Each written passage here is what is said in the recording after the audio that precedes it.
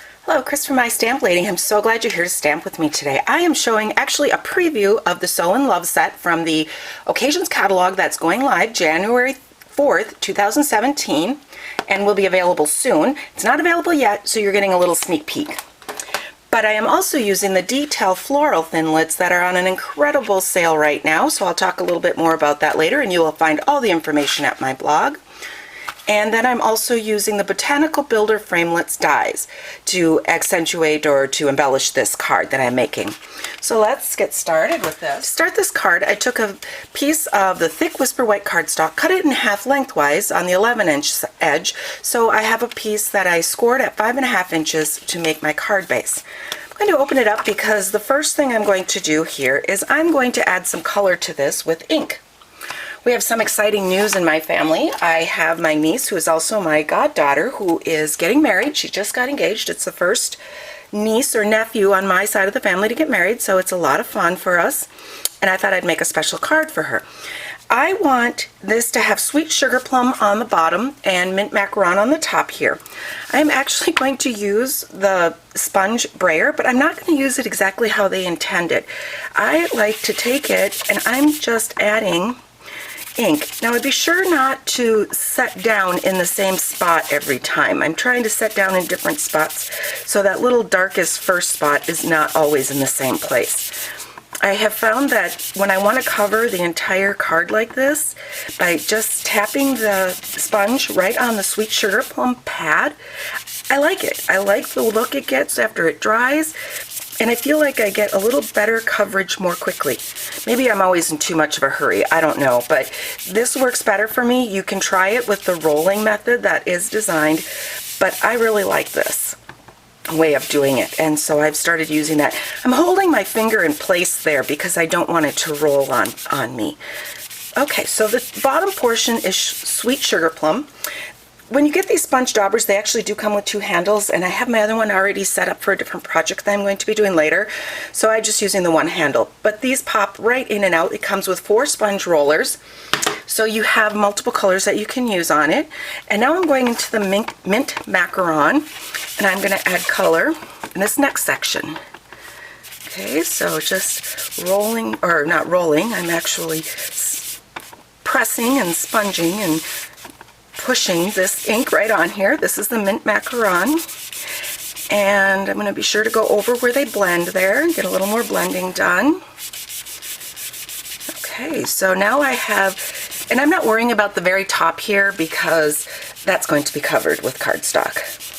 When you get your coverage how you want it to look, stop. And it kind of blends a little bit more, or it changes a little bit as it dries. So that's that part. I can set this aside. This next part is where I use the detail thinlits. These are very intricate patterned, meaning there's a lot of detail in there, a lot of close portion of that. Because of all that detail, I want to use the precision plate. So I'm going to place this down, placing this in the center here and down towards the bottom. I'm leaving the top open because I'm going to stamp some stuff there later. Place an acrylic pad on top and run that through the Big Shot. Actually, before I run that through the Big Shot, you know what? I need a couple of these leaves from the Botanic Builder set, so I'm going to run one of those through at the same time, just to save myself some time. The fewer passes through the Big Shot helps out. Okay, so when you take that off, now I can take off this die. And there's a lot of little pieces there, but I want to set my precision plate aside. I want to set my precision plate aside because the precision plate is not designed to be used with edgelets or framelits, things that have a lot of open space. So I'm pulling in my regular magnetic pad, and then with this little piece, I'm going to cut the edge up. So I'm going to line that up just like that and put a top on and run that through the Big Shot. So I have that, and that cut off that little beautiful, look at that, how it cuts that off so nicely.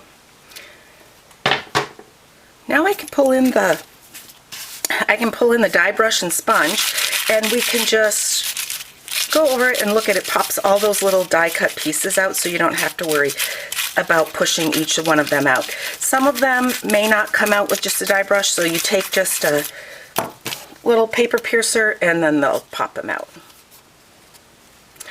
It's because of that precision plate that those come out so easily. If I had just used my magnetic platform, they would not come out nearly that easily. Now I want to place this just on the top of my card front. So I'm actually going to use some dotted adhesive. I like the dotted adhesive when I'm going over a lot of open space like that, because it just sits, or it'll go through to the paper underneath, and then I can just rub that away or do it on a silicone pad, which I often do, and then that way you don't even have to worry about it being on your work surface. But that way it gets a lot of adhesive coverage in the right spots. So let's line this up with the top and place that down. So now I have this gorgeous pattern over my sponged background. I took one of the Cucumber Crush and white striped ribbons, and the Cucumber Crush is a little bit off, but yet it still works really nicely with this color of mint macaron. So I am just going to use this ribbon. Oops, I missed the mini glue dot, stayed on the pad. There we go. And I'm just going to place this over the top of my pattern and the solid space and use the ribbon scissors, and let's just cut that off.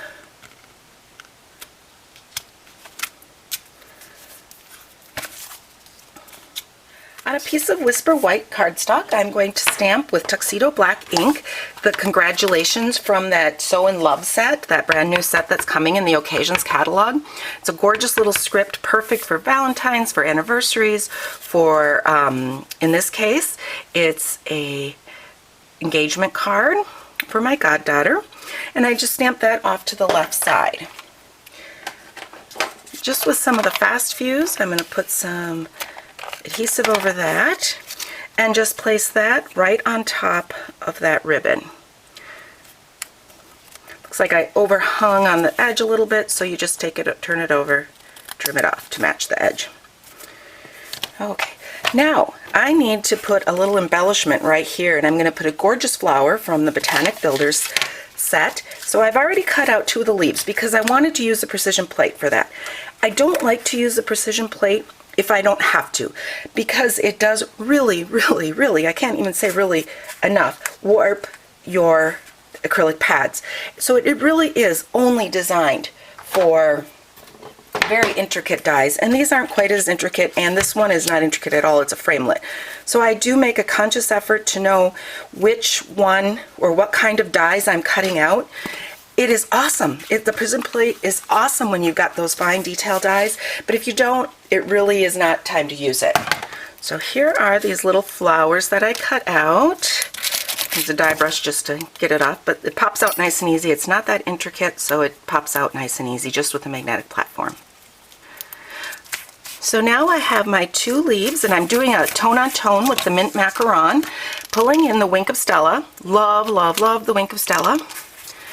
People that come to my classes know I talk about it all the time. I love how it looks. It adds the shimmer. In fact, you'll probably see, if you watch some of my other videos, you'll see that I pull it out often. Just give it a press in the center if you need a little more fluid down. There we go. Doing it kind of quick here, so not really taking too much concern as to where I'm going. And let's get this piece. Do you notice those little like paper scraps that are on my background here? That's when you cut out the intricate dies. You do get that. I just blow them off or brush them away. When you have the really intricate dies, you do get some of that paper scrap. The Wink of Stella dries super quick. It's really nice. I love it. You don't have to wait a long time like you do with some of the other ways to add some shimmer and glitter. I want to see if you can see that gorgeous shimmer on there. It's kind of hard to pick up for the camera. So I'm going to take this, and I'm taking the end of my paper piercer, pulling it out. I can still feel a little dampness from that Wink of Stella, but that'll dry up and these will crisp back up. So just giving a little bit of curl here to this flower on the inside. And then I'll take my mini glue dots. Where did I put? Oh, put my card I'm making on it. Okay, put a mini glue dot there. Just set that in the center. So let's pull this card back in, And we're going to set that there. Oh my gosh, I think this is just gorgeous. I love this. And I know I mentioned, I'm going to pull off just a couple of these little bottom leaves. I don't need them all. I mentioned that right now through the clearance rack, through January 3rd of 2017, this detail floral thinlit die is on sale. It's like 14 something dollars. It's like half price. It's an amazing bargain. Had to blow off some of those little paper scraps that you get with the fine dies. Okay, that's looking good. Pull off a couple more of the little bottom there. Just make it a little bit less bulk. Let's tuck that in down there. I'm going to make sure it doesn't go too far over the sides because it'll cause problems when you're putting it in an envelope. Although this card is going to have a little bit of bulk because I am not done yet. I'm adding some of the pearls in the center. So it's going to have a little extra bulk. So if you are sending it through the US mail, you will need to add the extra cent. And sometimes extra ounce, not a cent. It's not a cent, it's 20 some cents. Sometimes I'll even add like a piece of cardstock over it or chipboard so that it doesn't go through the envelope. My sister sent me one time and she had used one of these pearls and literally the pearl was sheared right off. We just marveled at that. So make sure you take the time to put the extra postage on there once you've done your beautiful card. And you may want to even put a piece of chipboard, a thin piece of chipboard over it to protect those pearls. Or hand deliver. That's always an option. Unfortunately, my niece lives a ways away from me, so this is going through the mail. So, there you go. Look at that. It's got sponged background to get the kind of the combined colors on there. The detail floral framelits, it's not an easy one to say, that just add that gorgeous pattern. The botanical builder thinlits to add that beautiful flower. If you have any questions at all about what I've done, don't hesitate to contact me, Chris, at mystamplady.com. You can find all of the supplies and printable directions on my blog at mystamplady.com. I would love a thumbs up and even subscribe if you want to see more videos like this. Thanks a lot for stamping with me today.